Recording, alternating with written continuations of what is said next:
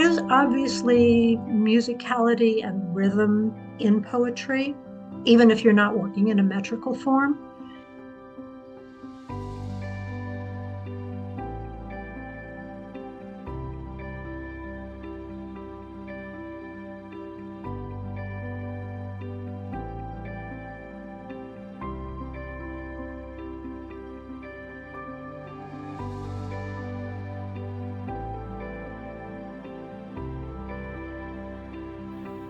This is People and Their Poems, a podcast about the poems that make a difference in our world. People and Their Poems is presented by Ornog Mountain Publishing. Thanks for joining us today. Welcome to People and Their Poems podcast. My name is Sandy Carlson. I'm your host, and I'm here today with Deborah Ketai of Waterbury, Connecticut, a poet whose beguiling poem about a chipmunk stole my heart when I had the honor of judging the Connecticut Poetry Society's Nutmeg Poetry Award competition. Deborah, thank you for joining me on the podcast today. Thank you for having me. It's a pleasure to be here. One of the privileges, I think, of judging a contest or just being exposed to a variety of poetry from Connecticut poets is seeing what the range is, where people are from, and what they write about. So it was really great to be introduced to your work, and then to have you on our roundtable a couple weeks ago as well, sharing some of your poetry. Would you talk a bit about your inspiration and what has you writing poetry, and if you write in any other genre, what makes you a poet? What makes me a poet? There's a lot to unpack in what you just asked, but I think to look at it chronologically, I've been writing poetry most of my life since I was a kid, but it started out as very bad poetry. I guess I stopped writing poetry from the time I was in my mid-teens until my mid-30s because I was a musician and I was writing songs, which are very different from poetry. When I got off the road, I went back to writing poetry, and I was just doing it for myself, really.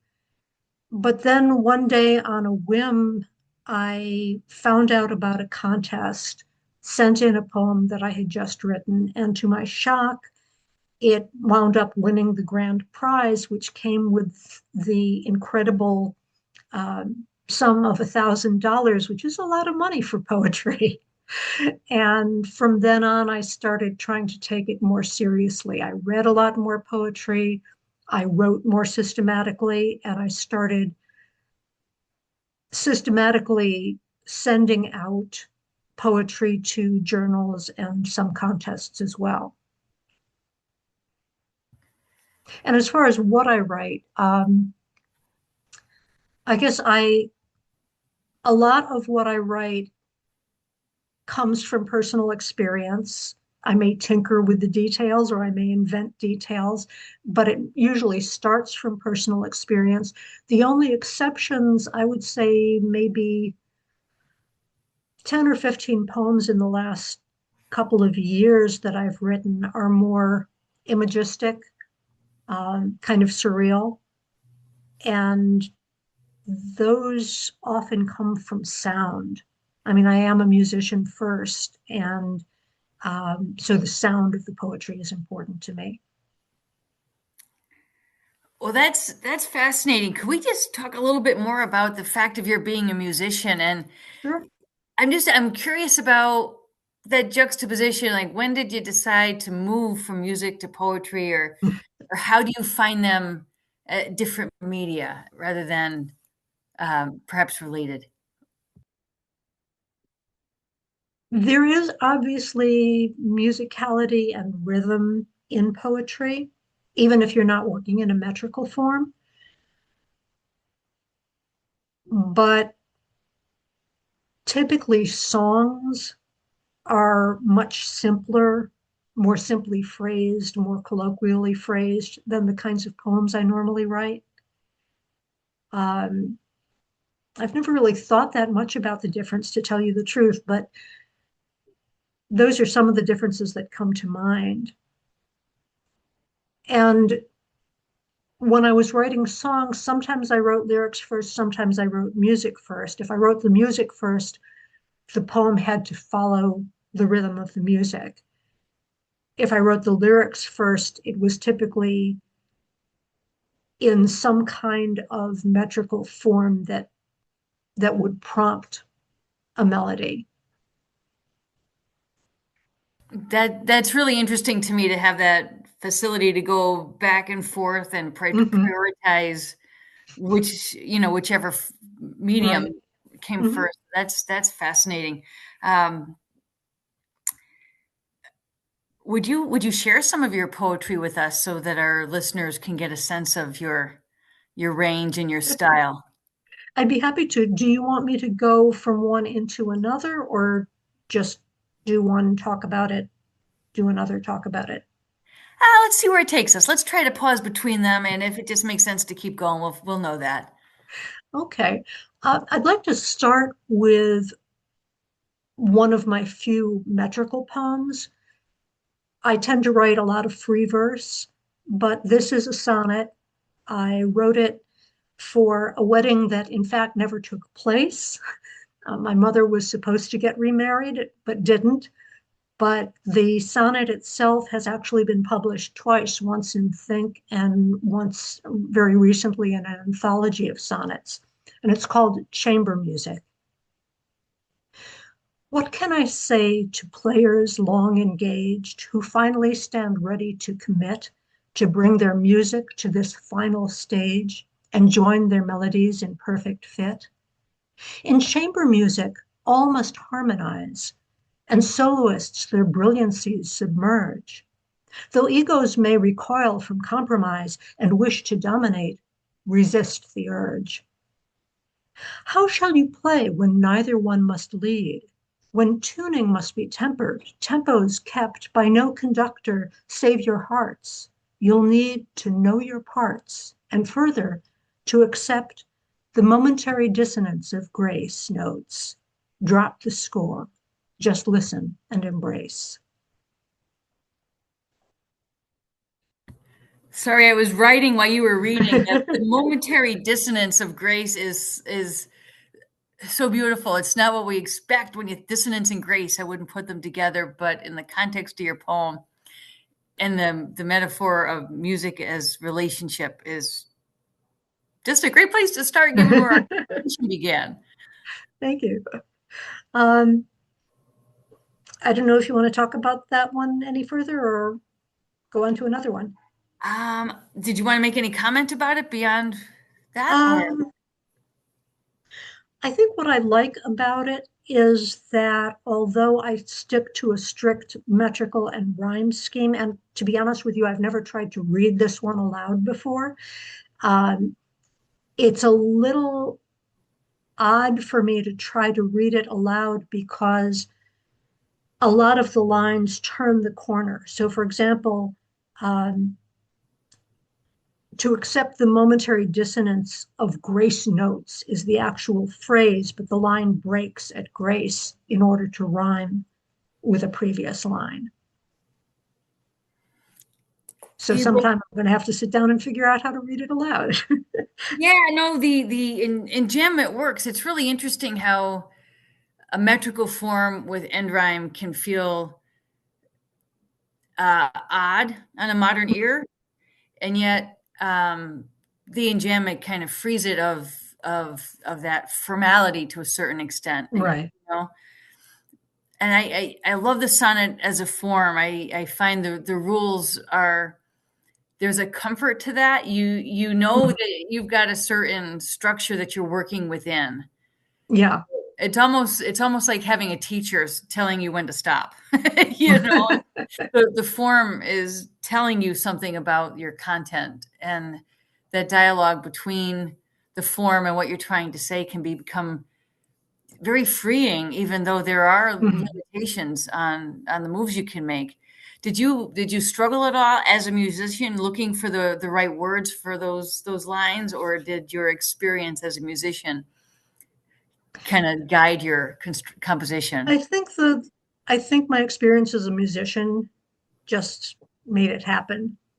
Yeah, I find that of the few metrical poems that I write, most of them come out as sonnets. I don't know why. I just find that uh, a very comforting and comfortable. Um, yeah. Yeah, and I think that's the history of the sonnet too, that it's meant to be somewhat intimate and have some wordplay that stays with you and become that private conversation, you know. Hmm. Yeah, yeah. And of course, the English line that we can speak is about those 10 syllables. So, but and that's so lovely. I love what you did with it. So, thank you very Thank much you. for starting with us there. This next one is one of my poems that was written about a very specific occasion. A few years ago, after a long illness, my mother-in-law passed away, and she passed away right before Thanksgiving one year. And this poem is about the following Thanksgiving, a year later. It's called A Thanksgiving Letter to Mom. The line at Brooklyn Baking is out the door at 7 a.m. with people seeking doughy signifiers of affection. Puffy dinner rolls, pumpkin pies, decorated cupcakes, and greasy donuts, but no Lithuanian rye. They can't source the supplies. A hole in the menu and you in the holiday. Last year, we let you go right before Thanksgiving. This year, we spread our hearts like thin gravy over the table, trying to cover our losses, willing you to join us in spirit, savoring the generations of noise. Gia joins Legos into tiny pets. Tino is surgically attached to his tablet. Both talk nonstop, jiggling and giggling, while the grown-ups grimly juggle plates of turkey, ham, and every side dish in the repertoire. Grief is sharp enough to carve the meat. We eat too much, too fast, and part ways too soon, unfilled.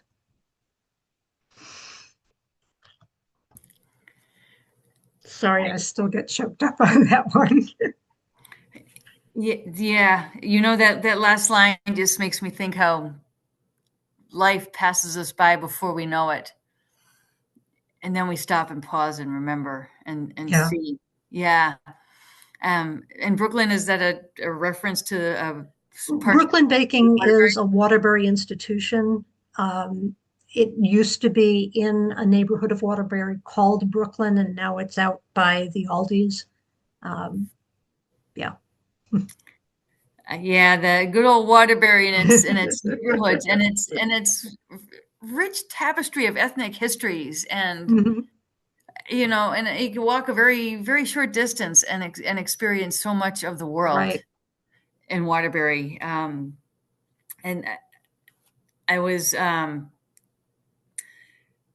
what was it, the doughy symbols of affection, all those Signifiers of it. Yeah. Mhm. signifiers of affection. Yeah, that's what the Sunday trip to the bakery is, right? Mhm. And it becomes very tricky if you're watching your weight and you don't want the donut. You eat the donut, go for a walk. you know? Yeah. Yeah, that very beautiful, and just the absence of the rye bread and the absence of your mother-in-law at the table. Um, it's a very heartwarming, relatable poem. The universality of the Thanksgiving feast, Mhm. all that's normal juxtaposed with what isn't, and it's just beautiful. Thank you. Thank you. This next one is kind of a long one. It's in two parts, and it's one of my older post music days poems. It's called Reflections on a New Year's Day. One.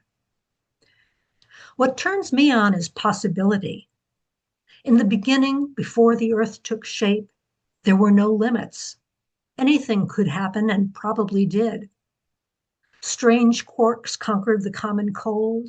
Charmed ones danced to a night in Tunisia, and the Big Bang birthed the cool. In that endless moment, I could have swept up the stars in my hair and cracked the whip, tossed my head. The constellations spun so fast, the seams seemed still. Instead, when God rested, having filled in all the blanks, the evening and the morning were the first depression, for the universe was finished.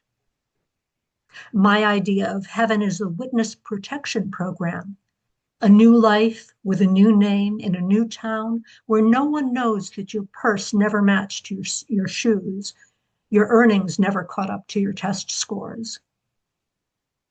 2. What turns me on is possibility, the whole movie imagined from the opening credits. Let us hold private screenings in the email dark and invent ourselves to impossible standards, or better yet, hire Cyrano to write our longings into perfect romance.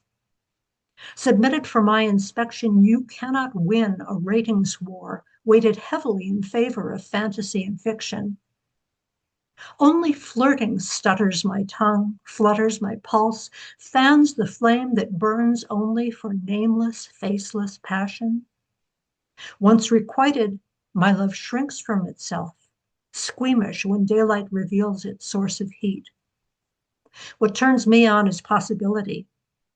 Reality is another story entirely.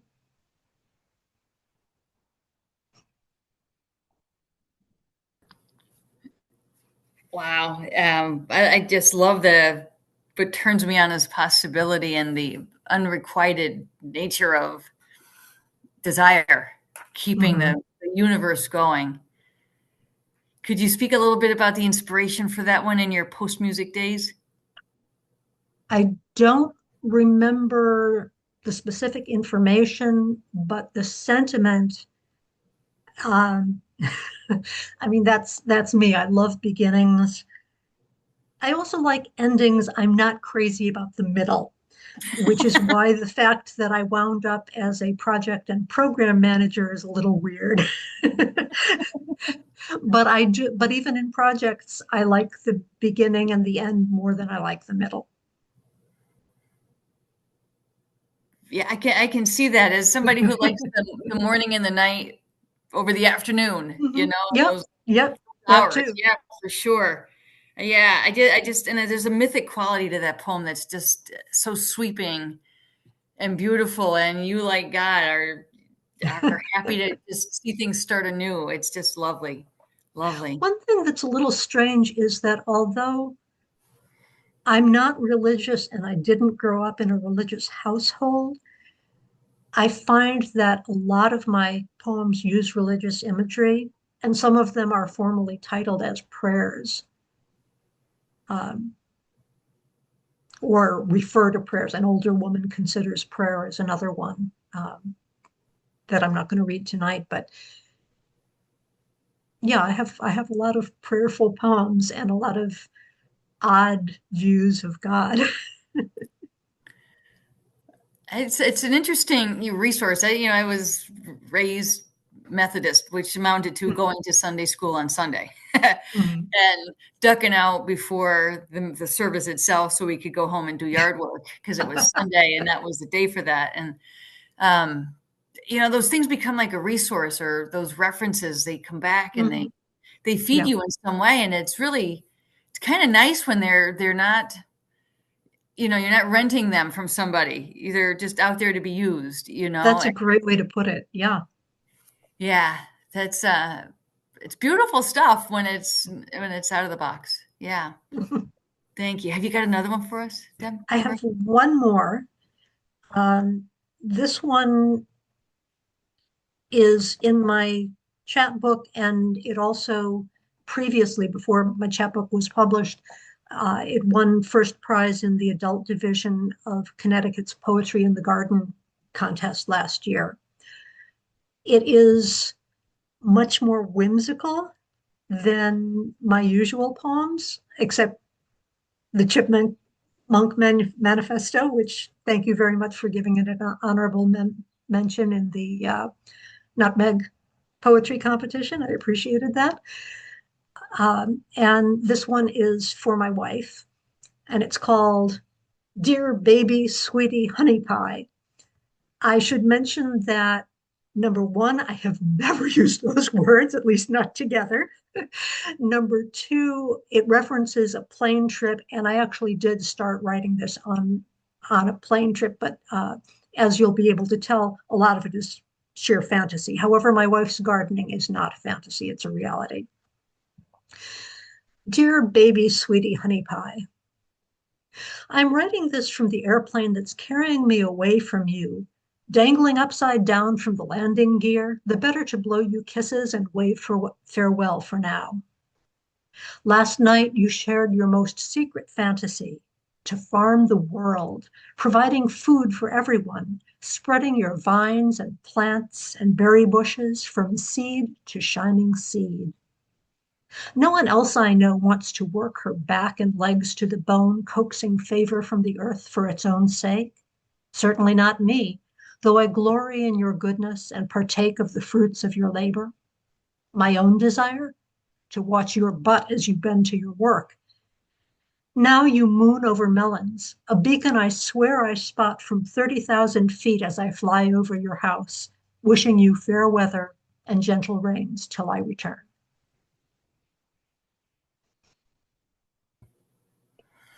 Oh, that's a lot of fun and a lovely tribute. So has your wife heard or seen that poem? Yes, but not until long after the fact. My wife is not into poetry.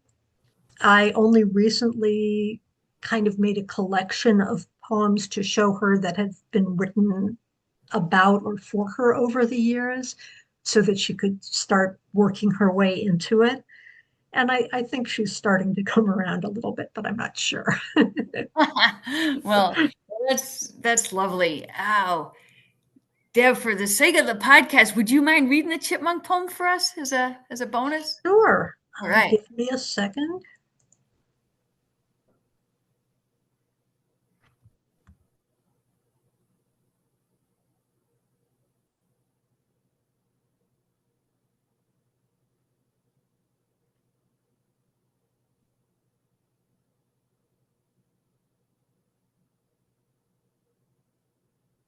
This is an abecedarian, um, which means that it's essentially an acrostic. Each line starts with a letter of the alphabet, but it's an upside down abecedarian in that it goes from Z to A instead of from A to Z. The Chipmunk Manifesto. Zinnias be damned. I'll dig where I like. If you could follow me through the earth with X-ray eyes, you'd see it's not just instinct. Nor would you be correct in imputing vengeful motives, such as undermining your driveway because you let your blue tick hound chase me. Wrong, biped. I dig to examine myself and interrogate reality, my equivalent of pacing, while I question why I am a chipmunk and ponder how some of the acorns I bury turn into oaks. Wonder at the bounty of the nut trees in the fall, while my tail follows my stripes blindly through the tunnel like an obedient pup. How I know the fear and joy of emerging suddenly into the light. I suppose you think chipmunks don't. Think, that is, that only humans contemplate their place and purpose, that your great, great, great, great 10,000 times great grandfather was the first being to examine his relationship with the universe. Damn your solipsistic philosophy, which has no place for chipmunk musings. Make room for me and my kind, because we think, therefore we are. I love that poem.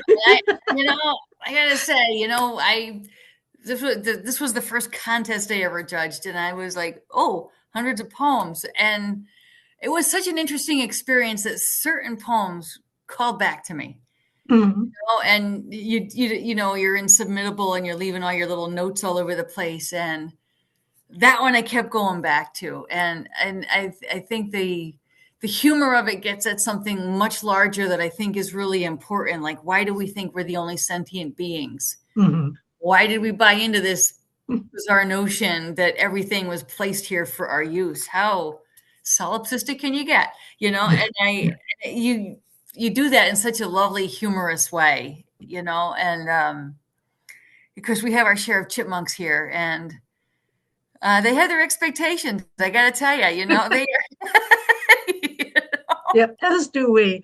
Um, yeah, we have a succession of chipmunks that we call Chippy because we can never tell them apart except when they're really young. Uh, and they definitely have personality.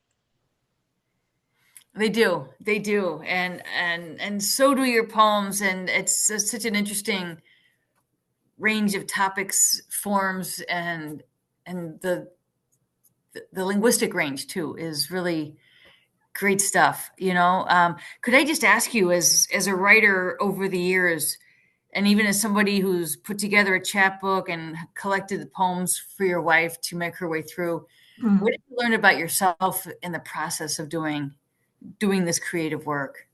Oh boy, I learn about myself.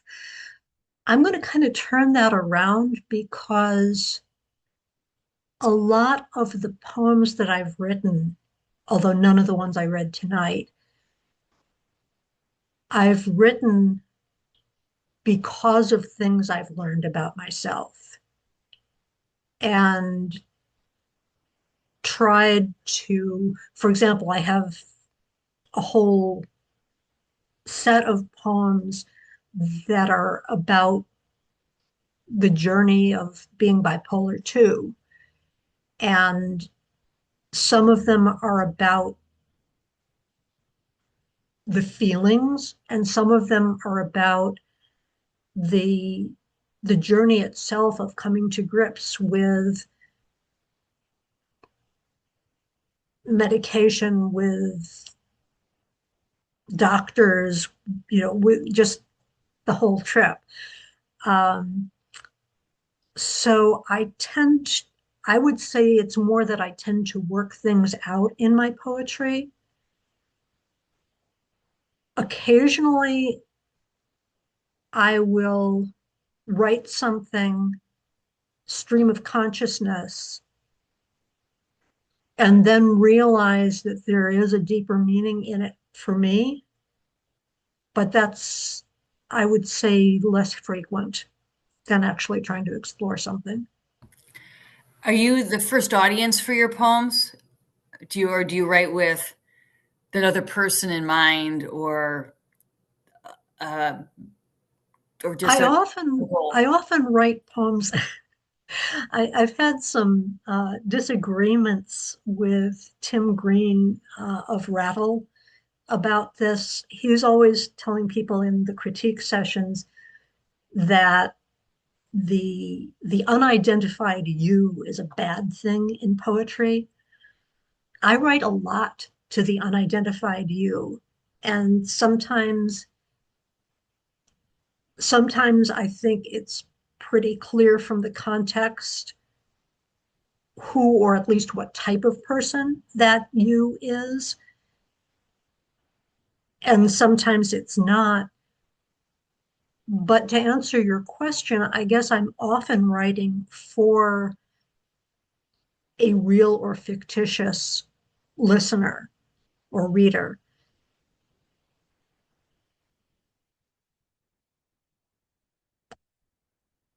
Yeah, I've never really thought about it that way, but I have found that to be sometimes an issue then when I try to structure a series of poems, like for the chapbook, because the voices are so different. And then there are times when I rewrite a poem from one voice to another, from third person to second or first, just to see if there's a different impact. That's That's interesting, in putting a collection together and thinking of the person outside of you. I mean, Hmm. it's inherently a subjective process. So, Hmm. and I had a conversation with Judith Liebman 2 weeks ago about her own experience leading workshops, and her definition of a successful poem was that you're happy with it and Hmm. you're ready to share it with somebody, not for critique necessarily, but to share this product Hmm. of your mind, your soul, with somebody else, and to receive their experience of it, which, and she's talking in the context of bringing people to poetry, but I think that's also just a way to um, engage your own poetry out, to be the Hmm. person outside your own skin who's having an experience that's deeply personal Hmm.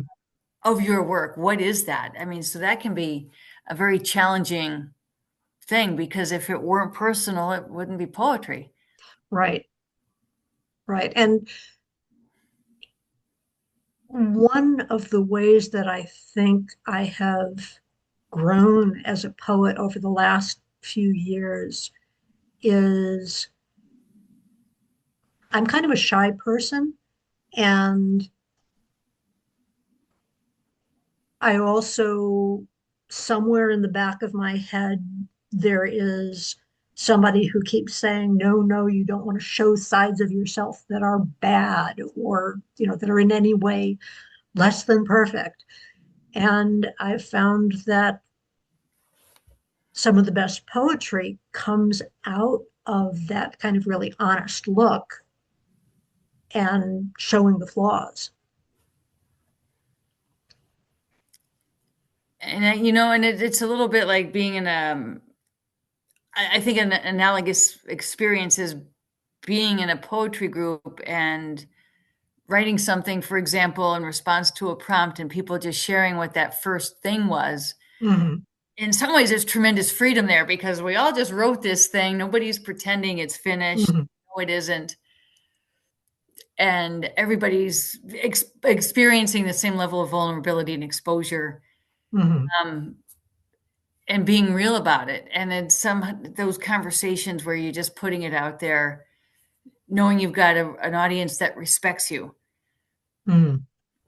and hearing their feedback is just a very different experience from an impersonal critique group. Yeah. I call them the red pen armies that are just trying to fix you, instead of hear you first. Mm-hmm. Yeah. Yeah, that's interesting. Well, Deborah, what would you recommend to anybody who's in a place where they're thinking about sharing their poems for the first time, or even just thinking about trying poetry for the first time? What would you suggest to them they make as their first steps?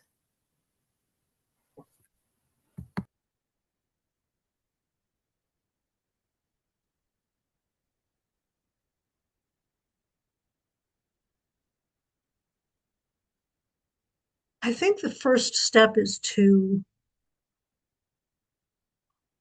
make sure that you are ready for whatever reaction you get and that you don't necessarily take it personally or take it personally even as narrowly as you as a poet. One of the things that I learned being a professional musician is that you take everything with a grain of salt, and that includes compliments. You don't really give any heed to either compliments or criticisms until you hear the same one multiple times from multiple people. And then you start to think about it.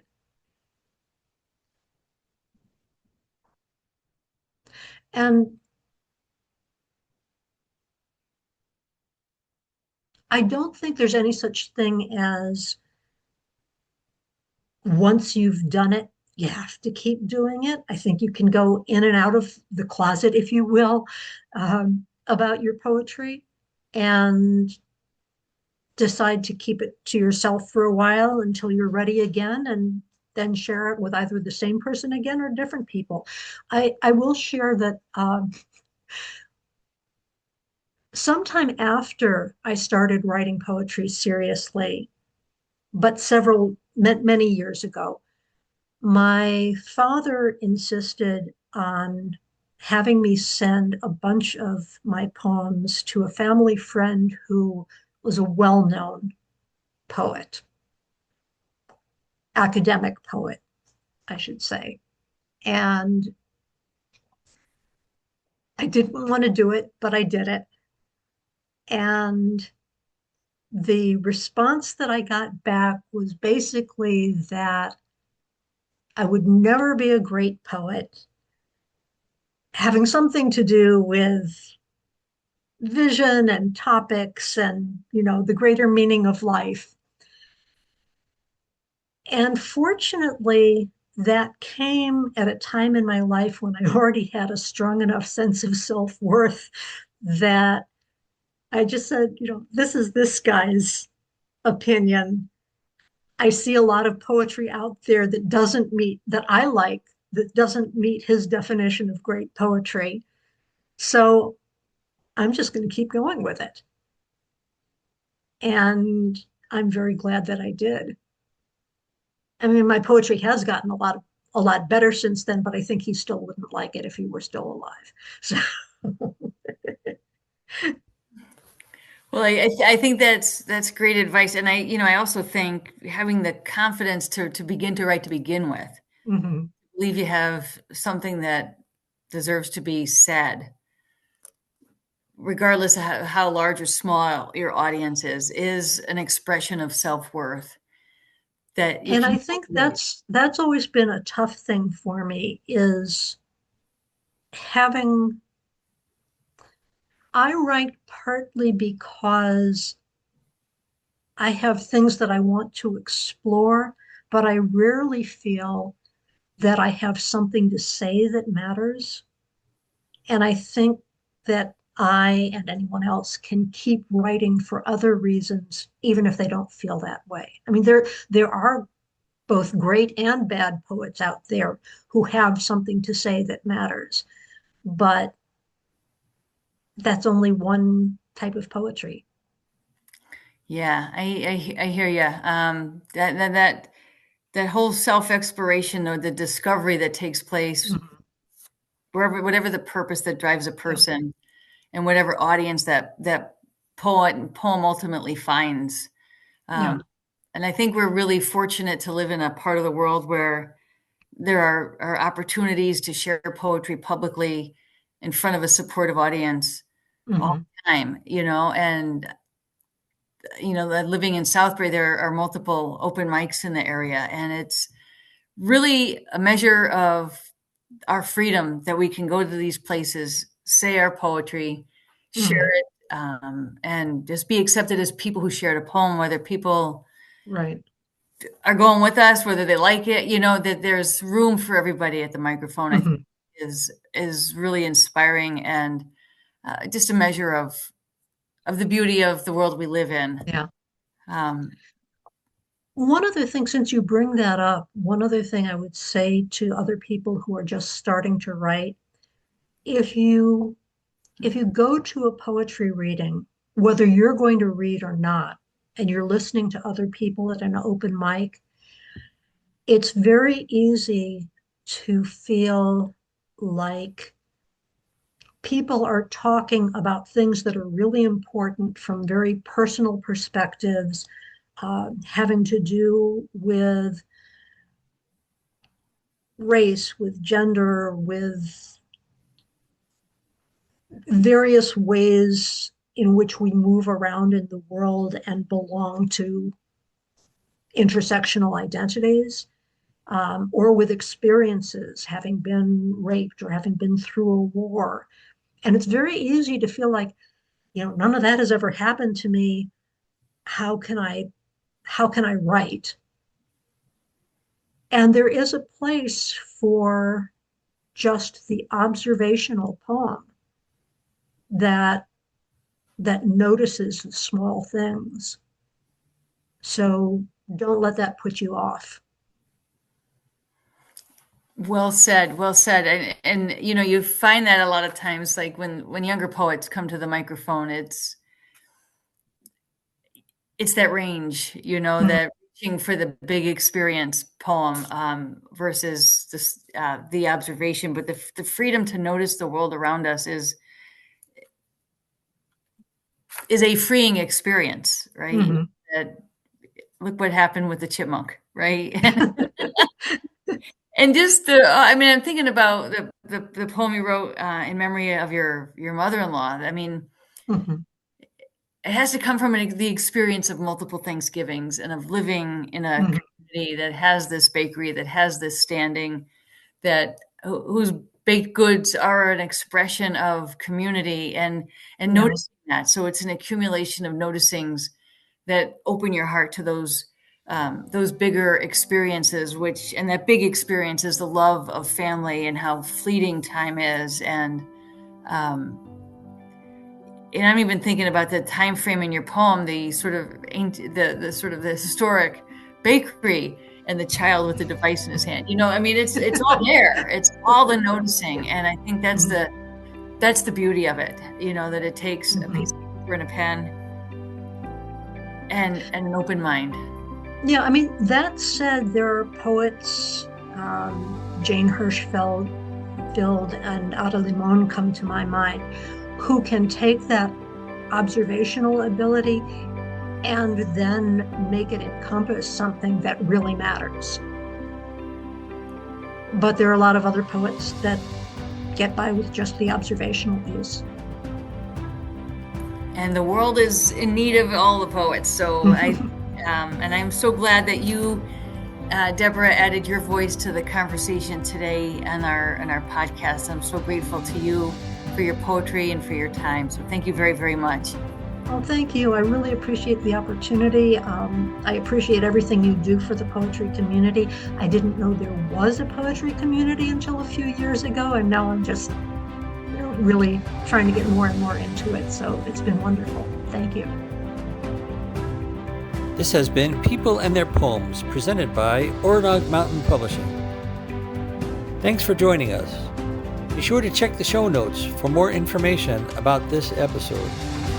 Visit oronogmountainpublishing.com for more information about our services and writing opportunities. And visit peopleandtheirpoems.net to learn more about the podcast.